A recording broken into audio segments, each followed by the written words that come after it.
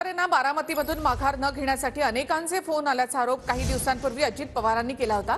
अजितदादांच्या आरोपांवर आज शरद पवारांनी भाष्य केलं। आम्हाला एखादा उमेदवार उभा करायचा असेल तर त्याला प्रेमाने सांगण्यात चुकीचं काय, असा सवाल शरद पवार यांनी केलाय।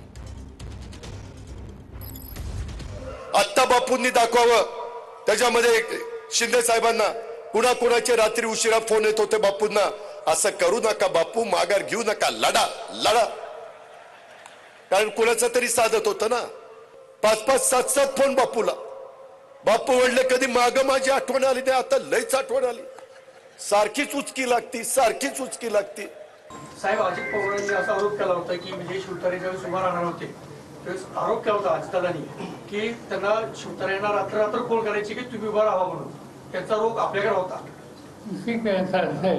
समजा असेल आम्हाला एखाद्या फायद्याचं असेल तर त्याला आम्ही जर प्रेमाने सांगितलं तर त्याच्यात काही चुकीच आहे। साहेब